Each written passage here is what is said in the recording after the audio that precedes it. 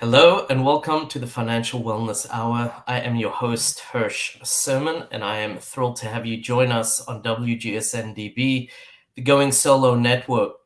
This show is for those wanting to learn more about creating financial wellness, and we're going to take different life cycles and we're going to explore them both financially and emotionally, because personal finances are usually not about the money. Rather, they're more about the emotions associated with your finances. And the healthier we are emotionally, the better prepared we are to make good financial decisions. Although we might be somewhat general in our discussion, we'd love to hear from you, and we'd love to make it more relevant, more personal for your situation if we can. So please do call in, or you can reach me through my website, lifecycle.financial. Again, that is lifecycle.financial. Or you can post your comments and questions on Facebook, on YouTube, or the other roughly 45 platforms that we are now on that you might be listening to us. So as I said, we want to make healthy financial decisions. We want to make healthy decisions in general. But when it comes to making major decisions, it often comes with some self-doubt, maybe second guessing, even buyer's remorse. The truth is, most people are not taught how to make decisions, how to kind of weigh those pros and cons, or to understand how to fit this decision into the larger framework of their life. Couple this with the stress of going through a life cycle like a divorce, and now you have someone not performing at their best because of this stress and anxiety, and they're making major life decisions, and that doesn't always go the way they want it to. It's no wonder that we see that people are sitting on the fence. Well, today we're going to learn how to get off the fence, and we're going to have a guide. We're going to have Karen Covy joining us. Karen is a divorce coach. I'm going to throw these words out, a little bit of a recovering divorce attorney. I know you say you got into it by accident. And all around, I will say, all around amazing resource. And I always enjoy your insights and our discussions. Karen, it's a pleasure to have you back on the show. Welcome. Oh, thank you, Hirsch. It's wonderful to be back. Thank you for your kind words. Well, they are very well deserved, I will say. I always appreciate. I've seen the things you've written. I've even kind of signed up. You'll see my email there for your toolkit, which I recommend people go and get. There's always great information.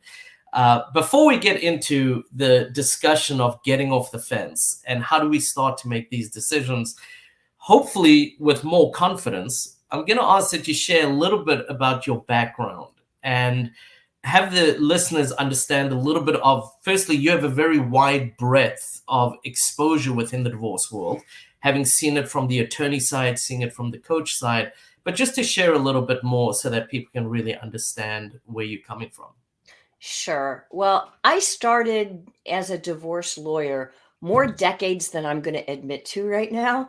And then after I had practiced law before I became a divorce lawyer, I'd worked for a firm, I'd worked for the government, started my own practice, started doing divorce law. And because I had the experience of other things going in, when I got to divorce court, I looked around and said, well, this doesn't make sense. I mean, just the way that things were going down, the way they happened, it made no sense to me. So I, from the beginning, kept looking for a better way to do it. That's why I became a mediator.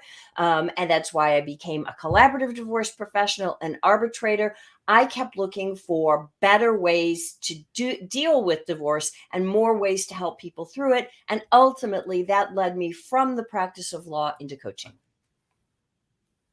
And I think so many people, when you look at it, they've seen this inefficiency and they've wanted this better way. From my perspective, I got into the divorce world. I've been a finance guy my whole life.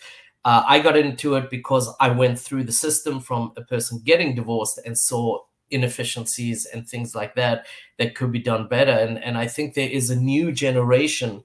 I'm not calling us the next generation. I think it's a new generation of divorce professionals that have come out of this inefficiency. And it's so important to the discussion, because what we may think is the logical way that something's going to progress, it may not go that way at all, but we're still supposed to make the same efficient decisions that are beneficial and fair and all the rest. So, we make decisions all day is the truth. most of them, we're probably not even conscious that we make them. So, Sure. what I put on this shirt because I thought it looked good with the pants. That's a decision. I didn't even think about it in the same way that I would think about, obviously, how am I going to split my finances in a divorce? So I guess, what does getting off the fence mean in context of a divorce? What it means is that when you from the minute the question enters your head, should I stay or should I go? From that point through the final, when the judge bangs the gavel, so to speak, and says you're divorced, during that entire time, you are going to be facing more major life decisions than you will in any similar time period in your life. Usually, right? And so getting off the fence means making a decision, starting with that initial decision of, is this what I want? Do I really want to get a divorce? Because like you said, this is not a decision that anybody makes lightly, right? But Right. what you don't want to do is get stuck in that yes, no, because then you're not living your life, right? You're on the fence. So the idea is to get off the fence there and at every stage in the divorce process all the way through, because I'm sure you've experienced this too, where one day you're working with a client, one day they say I want this, and you're like, cool, you negotiate a settlement. The next day it's like, oh no, I don't want this, I want that. And then you're back and forth. It's like trying to pin jello to a wall. And it's because inside of themselves they don't have that confidence that you mentioned in the decision, and so they keep second guessing themselves. That causes them way more problems than it would if they just said, okay, nope, this is what I'm doing. And I think it's very important. There are a lot of decisions that you have to make. And when you're under the gun to make them, it's that much harder. And that's one of the reasons I'm a huge proponent, and I know you are the same way, of thinking things through, looking beyond the divorce as to what you want your life to look at what your life should look like, and being able to look at your values and being able to try to plan as much as you can. Can't plan everything, but as much as you can ahead of time, that when you're in that discussion, you can really link it to all the thoughts that you've had and all the decisions you've made ahead of time, as opposed to trying to make them on the spot. And I think that that's a big piece of it, right? So what difference does it make? I mean, you've alluded to this back and forth, but what difference does it make if you're sitting on the fence about your marriage, your divorce, anything else? What does it really matter? I mean, I'm still going through life, right? So help us You out with that. you are still going through life. The question is how. And, is life happening to you? Are you in the driver's seat of your own life, right? Right. And when you're not making a decision, you are not 100% committed to either path. Let's just say for the moment that you're making a binary decision, either this or that, right? Well, when you're on the fence, you're not on either path. You're just existing. And if you're satisfied with that kind of a life, okay. But on your deathbed, are you going to look back and go, I wish I would have done something, committed to a certain path? So many of my clients say, the ones who have been stuck in indecision for a long time, they say, I wish I would have done this sooner. I wish I would have made a decision. And you think, oh, I'm pushing people into divorce. But the truth is, when you're on the fence, you're not committed to making your marriage work either, because half of you is thinking, well, is the grass greener? Should I do this? Blah, blah, blah. And so you're not living. And it's about, I'm going to, go a little bit out there and push the envelope here and say, it's not just about making a decision. It's about living your life. How do you want to live it? And who are you? Fundamentally, are you the kind of person that wants to just let life happen to them and, get tossed with the winds? Or are you the kind of person who says, no, I want more out of life. I want to be in charge. I want to create the life that I want. That requires decision. I think there's so many great points there. Number one, just if you back and forth, and you kind of going with the wind or having life happen to you, there's no way that you can be happy. There's so much turmoil going on. You're just not sure what every day is going to bring. That in itself is not going to help physically, emotionally, all the rest that comes with that. I love the concept or the idea that you said, and it's so true, of the number of decisions you're going to make is tremendous, especially in a relatively abridged time frame. And that in itself becomes, something to think about. And that's where the planning comes. The other thing I heard you say, and I'm pulling it out of your words more than directly, was being able to live some of those values, which I had mentioned. And I think when we in parity with our values, we are much happier people. So, being able to identify them, being able to understand what makes us happy, I think is a very, very important piece of all of this, because there's always something missing emotionally if we're not. And I think that's where people go off. And I remember reading a book, I'm going back about 15 years ago, and it was talking about the keys of happiness. And one of them was, don't substitute your real values for substitute values, meaning you think you want something, but it's really not what you want. You go, you put effort in, you try, and you're disillusioned with it. And we don't want our lives to be disillusioned, right? I mean, we want to live our lives that are real, that are meaningful to us. Everyone has different things that are meaningful, but I think those are some of the points that I heard there that just become incredibly valuable and important as you go through this process.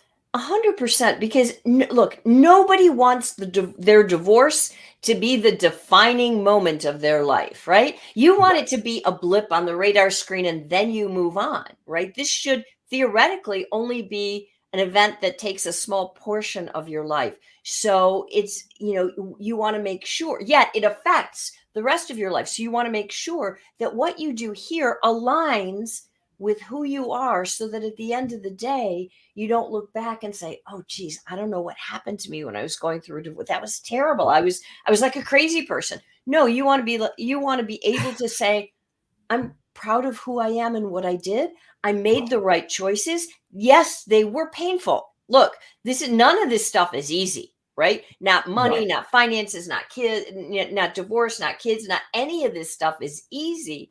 But if you do it, and you do it with integrity, and you line up the choices you make in your divorce with the choices that you make for yourself as a person in life, and that all aligns, you have a much better chance of coming out of this whole and able to heal and move on, than to be that person who stays stuck and bitter and broken. That is so not what you want.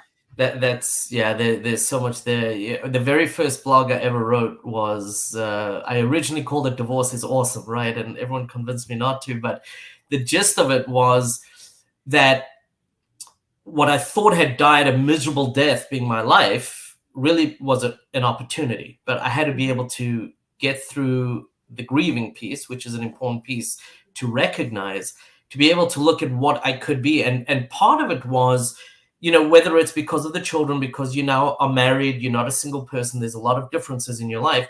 We do tend to lose a lot of who we are when we go through a divorce, or into a marriage through a divorce. And recognizing and re-identifying a lot of those pieces can actually be quite invigorating and exciting in many ways, especially if you've had a hard time in your marriage. You want something exciting to be able to move forward with. The other thing, and this is something I think everybody has already made the decision, whether they know it or not, they want to be the right role model if they have kids. They want to show them how you can face adversity, how you can go through something very difficult, as to use your word, you go through it with integrity, to go through it and come out the other side knowing I didn't lose my mind. I didn't go off the rails. I didn't go wild. I didn't go whatever it might be. And what your children can learn by watching you do that, let alone, what you can teach yourself, I think sometimes, because we don't always know the power that we have or the strength that we have. I think these are all just such important lessons and thoughts that need to be thought about, even if sometimes these things are happening subconsciously. And again, it comes a lot to making that initial decision, getting off the fence, and then being able to appropriately plan and think through realistically, where's my life going? What do I want it to look like? What's it going to look like beyond the divorce? And as you said, not have this be the defining moment, but a catalyst to whatever that defining moment might be later on. Absolutely. And just to follow up on one of the things you said, so many of the people that I work with, my clients, and the people that read my blogs and watch the videos and do all the things, right? They struggle with the idea that I can't get a divorce because what am I going to say? What am I teaching my children, right? And what do I say to my children? And how is this going to affect my children? And look, it's huge. We all want our kids to do well, to do better than we did, right? But children don't learn by what you say. They learn by what you do. And they're watching you. And what people don't realize, like if you're in a really miserable marriage, what are you teaching your children about marriage by staying, right? That's what they're learning. It's not that marriage is such a great institution. They can see you're miserable. Your kids aren't stupid, right? They can see you're miserable. You and your spouse are treating each other poorly. It's, there's no happiness. That's what you're teaching them marriages. Is it surprising that, the young generation now, so many of them don't want to get married? Right. 100%. This is not a surprise. It's not. And I think, you're so right. Again, this is a subconscious decision. I'm staying. I'm going to wait till the children graduate high school, right? There's always something that we pawn it off on, but really we've made that decision. And as you said, they know you're not happy. They see people treating each other badly, who happen to be people they absolutely love, who are their parents. And you look at that and you think, okay, are we not just teaching them something to that effect? We're also teaching them that it's okay to treat somebody badly when you're not happy with them, right? Yeah. There's so many lessons like that come through in my mind that I think are so important that we need to think about. Any thoughts on that, by the way? Oh, yeah. Well, and the other thing, just to follow up on you said about, so many people, it's like, I'm going to wait till the kids go to college, then we're going to get divorced. So let's just say that you had a marriage where you weren't like openly hostile to your spouse. You were just sort of keeping it together. And then once the kids go to school, you file for divorce. Do you think your kids don't know you were waiting for them? Like, it's not coincidental. They go to college and you file for a divorce. And what that happened. So especially if you did look like you were happy, your kids didn't pick up on your unhappiness. Now you have rocked your children's world in a way you can't even believe, because they're looking going, wait, if this wasn't real, was my whole life a lie? Was all the happiness that I thought we were having, was that fake? Because clearly my parents weren't happy. They're getting a divorce now. Like, it really, it shakes kids at their foundation, right? So waiting till your kids go to college is not always the smartest thing to do. Right. And I think in general, and this is kids, adults, doesn't matter what age you are, when there's a void of knowledge, we will fill it in with negativity. No one's filling it in with positive thoughts. And especially when the result is mom and dad are getting divorced. It's obviously bad stuff's going on. So are they going to amplify that? And then they're away while this is all happening, and they're wondering what's going on, and they're feeling lost. And how much of this is me? How much? Where's my house going to be when I come back for winter break? There's so much that can impact these children. And again, we need to get off the fence. That's really where it all comes down to. We do need to start going into a break. I think it's a good spot. It's a little early, but we can do that. We'll make up the time on the other end. Before we do, Karen, can you share with the audience how people can get in touch with you or reach out to you? Sure. The best way is to go to my website. It's at KarenCovy.com, KarenCovy.com. There's no E in my version of Covey. The real version. So I do encourage you to go over there. As I said, I signed up. I saw when I was looking at Karen's stuff a while ago, she had a toolkit. I think there's a lot of great information if you are thinking about it, or if you're at the beginning of your divorce. That is a helpful piece to get started. There's tremendous amount of information on there. So please go to Karen Covy, no E, KarenCovy.com. And we will be right back. We have a couple of commercials, and we'll be back continuing the discussion.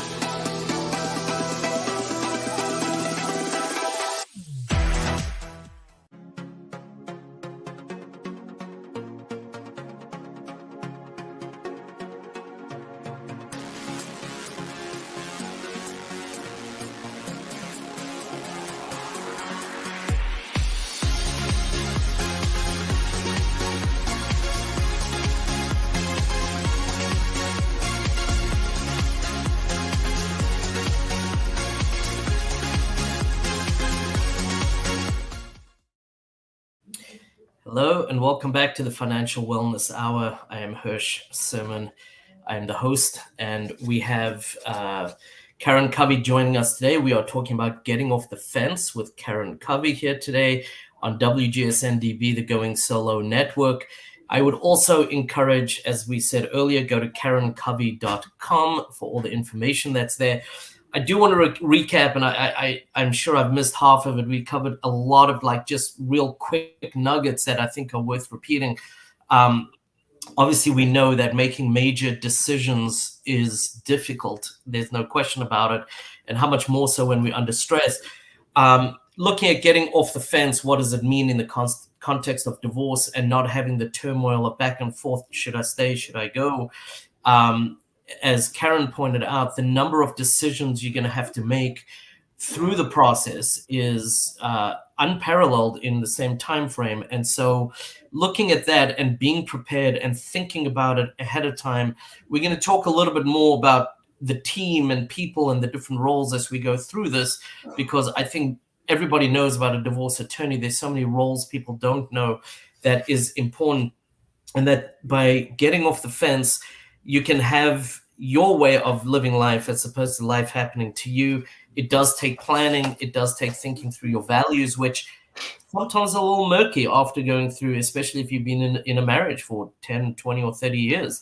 How you can be a role model for your kids and how important it is. And the timing in itself could be a message that we're sending to our kids and kind of rocking their world in so many ways. And so I think that's just a few of the many things that we spoke about. I'm looking at my notes that I wrote down.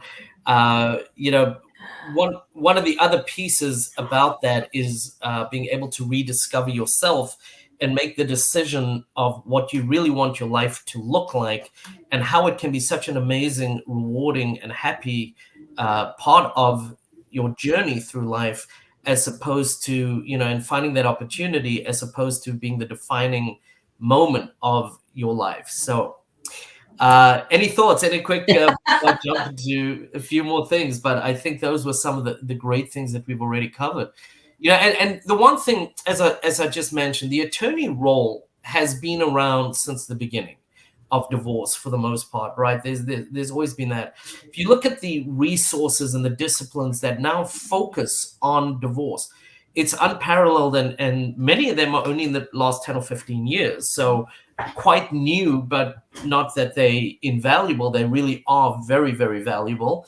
They're just relatively new, so sometimes people aren't even aware of them. So the first question, I guess, really related to all this is, how can a coaching help somebody to get off the fence?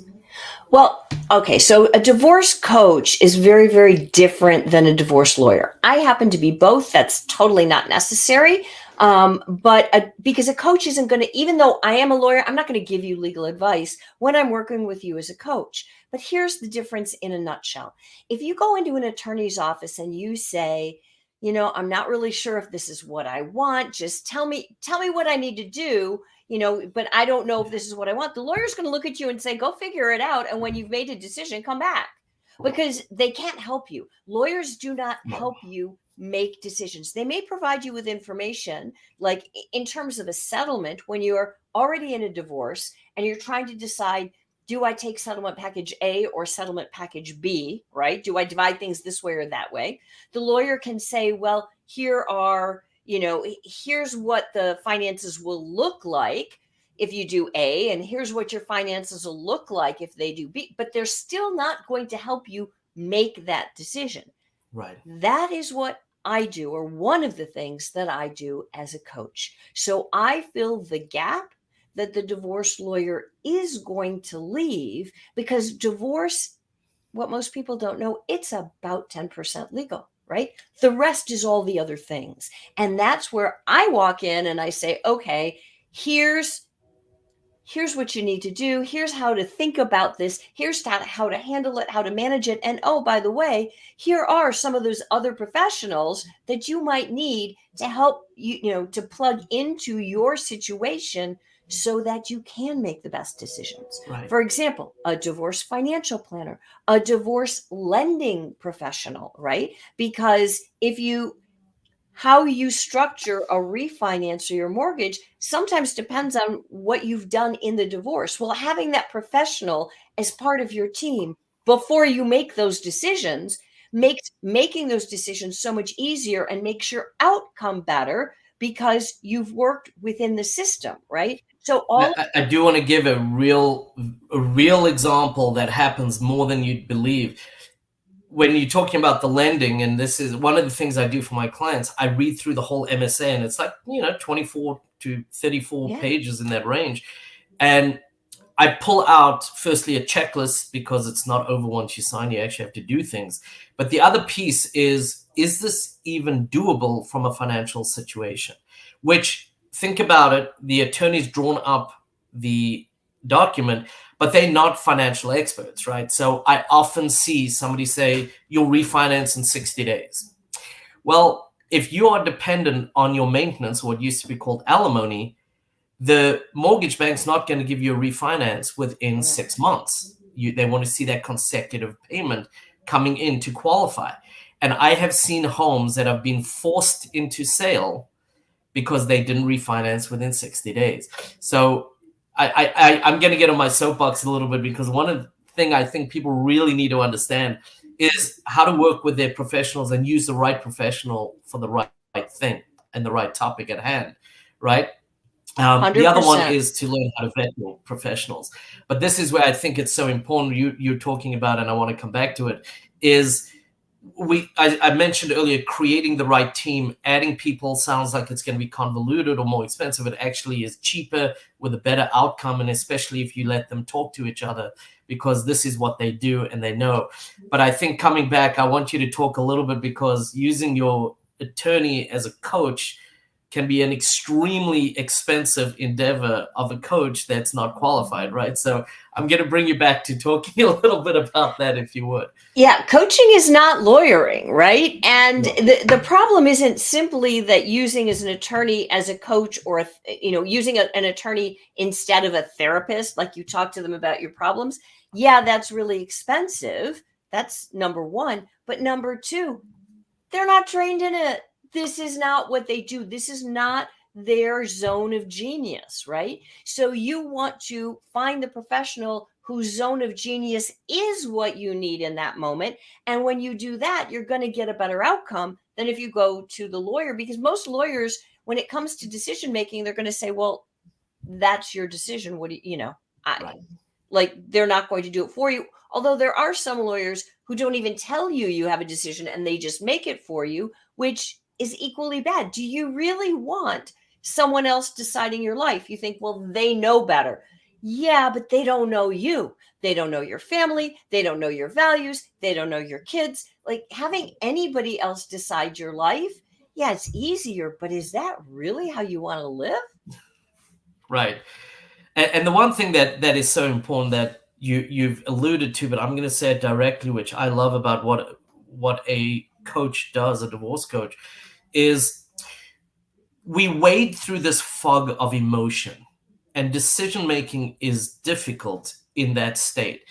A coach is going to kind of walk with you a little bit, but be an objective third party, bringing reality to the discussion, which is so important, because if we are angry or if we are hurt, whatever it might be, we might want our pound of flesh. We might want to take him or her to the cleaners. We might want whatever, but it's not realistic, and it's not going to help, and it's going to just rack up the bills. This is somebody that can help you make those decisions in a very logical manner from an objective perspective.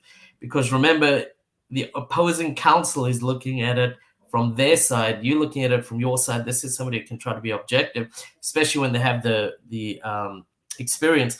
And you threw out, which I think is so important, the whole process. Only a portion of it, you threw out 10%, is a legal process. We're not trying to bash attorneys. I don't want anyone to get that impression. They have a very real and a very important role when you're using them properly. I know somebody who's in the profession who says that divorce is a personal process with a legal document attached. And that's a very good way to look at it, I think, because it makes you understand you can't just go to an attorney, throw everything over the fence and say, okay, I'm going to be divorced and they're going to take care of me. they're one of many professionals that play into a successful divorce. Absolutely. 100%. All right, so keeping with the theme, I guess, attorneys, legal, let's talk a little bit, because I think there's even more confusion here. Why do I need a divorce coach if I have a therapist? Like, what is the difference there between coaching and therapy? That's a great question. A therapist takes you, and they try to answer the question of, how did you get here? What happened to your marriage? Why did it fall apart? What was it in your past, your childhood, that attracted you to this kind of situation, and so forth and so on? So they're helping you try to unpack how you got here. And there's value in that, because if you can understand how you got to the place you're at now, you can hopefully learn not to do it again, because people repeat the same patterns over and over and over, which is not what you want to do. As a coach, I look at things very differently. I jokingly say to my clients, I'm not going to ask you about your childhood or your mother, right? Those are very interesting. I'm sure your mother was a great person, but that's not what I do. I say, where are you now? Where do you want to be? And how do we create a plan that will get you there, right? So Right. it's future oriented, forward focused, versus looking at the past and sort of digging through the muck of your subconscious to say, how did I get here? Does that make sense? Yeah, absolutely. And I do think it's very important that people are aware of what's happened and how they got there. I'll talk to people, especially the ones that are like impulse buyers, as an example, right? And when we identify that and we walk through, when does that happen? Just the awareness of that, when they're in that situation, it's like this light bulb, like, oh, that's what he was talking about, right? And they have the ability now to say, I can avoid that. I'm not kind of just doing it because I've always done that. And they consciously start making decisions differently. I think that's where therapy can help significantly. As you said, you don't want to go through this again. You don't want to, experience the trials and challenges of going through a divorce or an unhappy relationship. So understanding what my contribution to the situation was is very, very, very important. And then I think couple that with what you do of, okay, how do we go beyond the situation and look at the future, and what are we going to create? Coupling those lessons helps somebody move forward, I think, probably quicker, but also be able to go into a relationship anew later on without being quite as scared, with being aware of what they need to do and what they need not to do. I think all of these things are going to play in as they go through. And again, you got to do the work, as Yeah. they say. But you're absolutely right, Hirsch. It's like, but you've got to deal with what you're going through in order to heal and move on, right? So I tell everybody, if you're facing a divorce, get a therapist. You Right. need to figure out what happened so that you can start to heal, learn, and grow, right? You don't want to just stay stuck, again, to the point of staying, getting off the fence or staying on the fence. Right. You do not want to stay stuck emotionally any more than you want to stay stuck in a legal marriage, because marriage is a legal institution, but Right.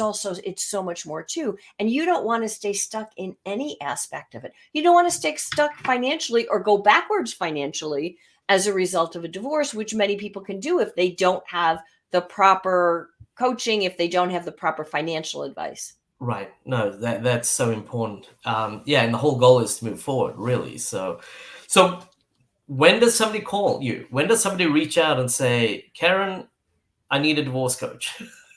Well, there's a difference between when they reach out and when they should reach out. Okay. That's a great distinction. Yes.